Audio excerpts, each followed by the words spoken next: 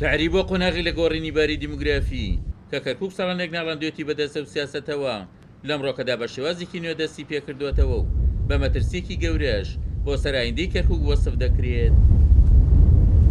لە دەستوری هەمیشەی عێراقدا هاتووە کێشەی مڵکدارەتی لە کەرکووک بە پێی مادەی 130 لایە بکرێتەوە کەسی دوای تێپەڕبوونی 15 ساڵ هێشتا ئەو دەستورە لە کەرکووک جێبەجێ نەکراوە. لسنا مع ذلك لكن لا زال الكثير يخلط بين هذا وهذا. ئەوەی قۆناغی ڕابردوو لە ئێستا زیاد دەکاتەوە شێوازی تعریبەکەیە کە پێشتر ڕژەی پێشوو لە ناو کەرکووک ئەنجامی دەدا و لە ئێستاشدا بە پلانی ئیداری نوێی کەرکووک ئەو تعریبە دەرەق و نشینانی دەوروبەری کەرکووک جێبەجێ دەکرێت. أرزيليس عين قراتو عقد بو عربة كانوا عين التعريب تازا كانوا عين أرزا كان من داجير كراوة استمع محكمة برانبر من قرا عليه أرز إيميا أبا أجداد السلطان عبد الحميد إما أرز إيميا حد بدس من إساكا علين أرز إيميا بو أرز أوان بي لبرشي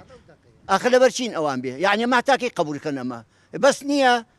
خو صدام حسن ثورة نكرة عين الحكمتك هي خو حكمتي ترناتوا ايش بوشي قبول كنما حتى كيما لما الرزالة تبين إما بس نية منطقتها وخاصة تعريب تازي بوكن أخذ كان بو تازا كان وأخذ كان مقبوم عنا كان أيدينا محكمة حمور رشتاجيل يا كاوان على أرز إيميا وديارة أما دسكي لبشتا أجينا أو خلقا نيتواني وإجراء بكار لسر مواطنك ديارة دسكي لبشتا أو دسبيان على برو روسر أرزكونا كانتا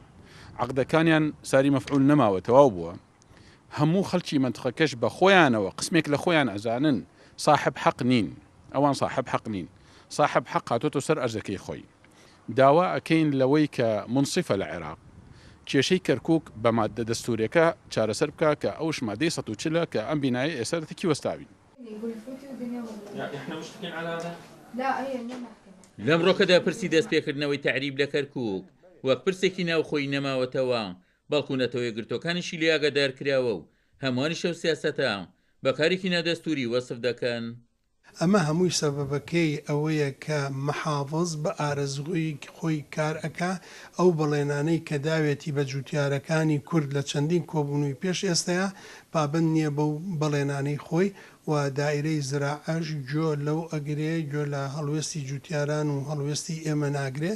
لە هەندێک شوێن باسی ئەوەیان کردووە دوای 16 ئۆکتۆبەر 140 مرد تەواو بوو ئەمە یەکێکە لەو دەنگۆیانەی ئێستا لە ڕێگای جوتیارەکانەوە بە ئێمە ئاگاتەوە کە ئێستا ئەوانەی کار بەدەستن ئەوانەی دەسەڵاتدارن بۆ ئیتیجاها کارەکەن و هەوڵی ئەوە دەین ئێمە بتوانین چیمان پێ بکرێ قسووری ناکەین لە ئاساییکردنەوەی بارودۆخەکە من پێم وایە وەزعەکە ڕۆژ بە ڕۆژ بەرەو ناخۆشتر ئەڕوا بەرامبەر بە جوتیارەکان و بەرامبەر بە گوندنشینەکانی منطقە و ناوچەکانی خۆمان ئەوانەی کە کوردنشینن. داژیکردنەوەی زەویزاری کورد لە ناوچەکانی دەوروبەری کەرکووک لە ژێرناوی مڵکدارەتی بۆ هاوردەکان لە دوای ڕەوشەوە دێت کە بەوەی ئەنجامدانی ڕیفراندۆمەوە لە ناوچە جێناکۆکان سریاڵداوە و زەرمەندی سەرەکیش لە سەرهەڵدانەوەی تعریب دانیشتوانە ڕستەنەکەی کەرکووکە کە کورد بەشێکی سەرەکی ئەو زیانەی بەردەکەوێت. نەبوونی ژوورێکی هەمانگییا بەشتە کەرکووک کە تەواوی هێزانامەکان کۆبکاتەوە دەرفەتی ڕەخساندەوە بۆ پارێزگاری کەرکووک بە وەکالەت کە تعریبێکی نوێ لە کەرکووک ئەنجام بدات کە ئامەژگۆڕینی باری دیموگرافی لە شاری کەرکووک لێ دەکەوێتەوە. عومەر غەریب، کورسات نیوز، کەرکووک.